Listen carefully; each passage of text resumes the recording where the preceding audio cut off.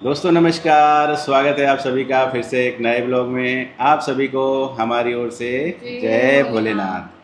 तो जैसा कि आप लोगों को पता है कि हम लोग बाइक से पूरे भारत की यात्रा कर रहे हैं, जिसमें 12 ज्योतिर्लिंग और 4 धाम की यात्रा शामिल है। और कहीं ना कहीं आप लोग भी हमारे साथ इस यात्रा को कर रहे हैं। और हमारे जिस प्रकार 12 ज्योतिर्लिंग और 4 धाम में से 11 ज्योतिर्लिंग और 3 धाम के दर्शन हो चुके हैं, वैसे ही आपके भी हो चुके हैं। और फिलहाल हम लोग हैं हरिद्वार में, कल शाम को यहाँ पे पहुँच चुके थे। और हम लोगों ने 2 दिन में जो बाइक चलाई है वो 850 किलोमीटर चला दी है। तो समझ सकते हो कि भोलेनाथ जी की कृपा से और थोड़ा हमारे अंदर जो कमिटमेंट है और दृढ़ निश्चय है, उसके कारण ये हो पा रहा है। हम लोगों ने सोचा नहीं था कि 2 दिन में 850 किलोमीटर चल पाएंगे। और इसका एक कारण ये भी है कि हम लोग मॉर्निंग में बहुत जल्दी निकल जाते हैं, सुबह बहुत जल्दी निकलते हैं, इस वजह से आराम से ये दूरी तय हो जाती है।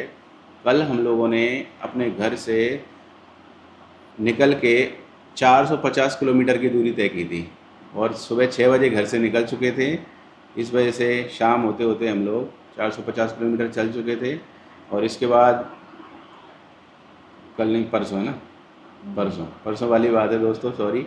और कल फिर हम लोग निकले थे वृंदावन के बाद से लगा के दिल्ली होते हुए और हरिद्वार तक। तो ये दूरी भी 400 किलोमीटर थी, क्योंकि दिल्ली में से होके निकलना एक बहुत बड़ी बात थी हमारे लिए, क्योंकि आज तक जीवन में मैंने कभी दिल्ली में से बाइक नहीं चलाई थी।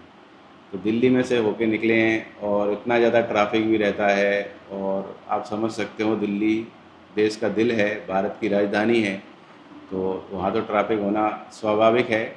तो वहाँ से निकल के हम लोग हरिद्वार तक आ चुके हैं। और आप लोगों की इच्छा होगी कि अब ये हरिद्वार में हैं, तो हरिद्वार के सारे दर्शन हम लोगों को करवाएंगे। तो दोस्तों, हम ऐसा विचार बना रहे हैं कि अभी हमारा जो मेन टारगेट है, यानी हमारी मेन जो इच्छा है दिल की, वो सबसे पहले ये है कि कैसे भी करके जल्दी से 12 ज्योतिर्लिंग और 4 धाम यात्रा पूरी हो जाए।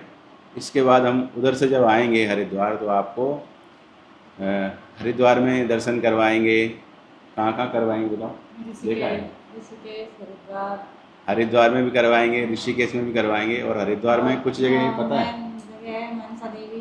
हम्म। नवरात्रि स्टार्ट हो जाएंगे, इसके बाद फिर हम जाएंगे मनसा देवी के तो दर्शन। मनसा देवी के दर्शन और एक आप और लोग है ना करेंगे। माता भी है, चंडी देवी। चंडी देवी का मंदिर। तो कोशिश हम लोग ये करेंगे कि हरिद्वार में जब केदारनाथ और बद्रीनाथ की जब यात्रा पूर्ण हो जाएगी, उसको करके जब हम हरिद्वार से निकलेंगे, तो हर की पौड़ी पे आपको दर्शन करवाएंगे, गंगा स्नान करेंगे, और वो शका तो आरती भी दिखाएंगे आप लोगों को, और मनसा देवी के दर्शन, और साथ में चंडी देवी के दर्शन। मतलब इच्छा तो है, बाकी देखते हैं, अगर हमारे भाग्य में होगा, किस्मत में होगा, तो ये सब हमको मिल जाएगा।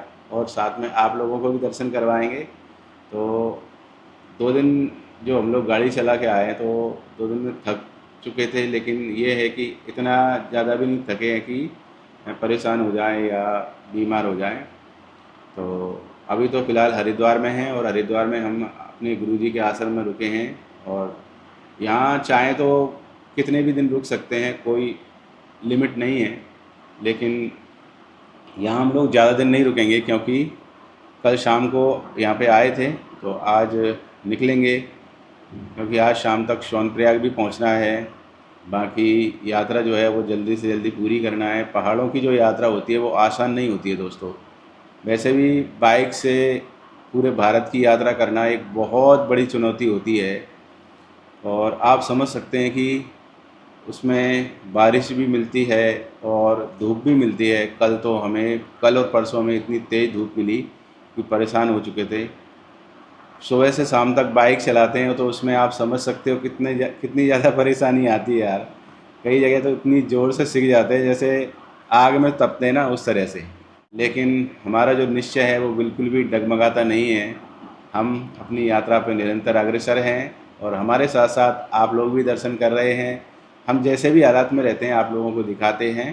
बाकी कल ज़रूर बोर हो चुके थे चल चल के। कारण ये था कि हम लोग जैसे ही गाज़ियाबाद से निकले, तो वहाँ पे एक कैनल के किनारे चले थे हम लोग, तो कोई शहर भी नहीं दिखता था, बस एक साइड में कैनल और एक साइड में बस या तो सागवान के वृक्ष या फिर बांस के वृक्ष या मतलब गन्ने की खेती, बस और कुछ नहीं दिखता था, बस खेती खेती। खेती भी नहीं दिखती थी, बस केवल ऐसा लग रहा था जैसे हम पेड़ लोग पेड़ थे उसमें। नल्ला मल्ला फॉरेस्ट में चल रहे हैं। आपने देखा होगा जब हम लोग आंध्र प्रदेश में थे उस समय एक जंगल आया था, जो श्रीशैलम गए थे, आंध्र प्रदेश का नल्ला मल्ला फॉरेस्ट, वो बहुत ही घनघोर जंगल था। तो इसमें से जब निकल रहे थे तो ऐसे ही लग रहा था कि हम लोग इसमें से ही निकल रहे हैं, नल्ला मल्ला फॉरेस्ट में से। और जैसे ही शहर आया तो फिर मन लगने लगता है। तो अब इधर से जाएंगे ना तो इस वाले रूट से नहीं जाएंगे, दिल्ली होकर नहीं जाएंगे, यहाँ से हम लोग मेरठ, और मेरठ के बाद में वो अलीगढ़ वाला रोड पकड़ेंगे और फिर डायरेक्ट आगरा लग जाएंगे। तो यहाँ तक की कहानी यही है। आप लोग सोच रहे होंगे कि हरिद्वार में सब जगह दर्शन करवाएंगे, तो अभी तो फ़िलहाल में हम लोग सीधा निकल रहे हैं, तो अभी तो ये दर्शन आपको नहीं करवा पाएंगे। बाकी उधर से आते हुए आपको ऋषिकेश में भी दर्शन करवाते हैं और हरिद्वार में भी करवाते हैं। बाकी आप लोग हमारे साथ बने रहें इस यात्रा में, हमारी यही इच्छा है। और आप लोगों का तो प्यार और आशीर्वाद वैसे ही बहुत मिल रहा है। आप लोग जो कमेंट करते हैं ना वो हमें बहुत ज़्यादा अच्छे लगते हैं, हमें अप्रिशिएट करते हैं, हमारा उत्साहवर्धन करते हैं। और इससे ये होता है कि हम लोग इतनी परेशानी में होते हुए भी, मतलब दिन भर बाइक चलाने के बाद भी, हम लोग चाहते हैं कि आपके लिए वीडियो बनाएं और एडिट करके प्रतिदिन आप लोगों के लिए वीडियो आना चाहिए। नहीं तो हम लोग सोचते कि इस यात्रा के बाद में कोई वीडियो डालें, कारण ये रहता है कि दिन भर परेशान हो जाते हैं और 4-5 घंटे बाद मतलब 4-5 घंटे तक एडिट करना, तो मन ये करता है कि आते से ही बस आराम करें, सो जाएं। लेकिन आप लोगों के लिए वीडियो भी डालना पड़ता है। तो फ़िलहाल में हरिद्वार से अब निकलेंगे, तो अगले वीडियो में आप देखेंगे हमारी हरिद्वार से सोनप्रयाग तक की यात्रा।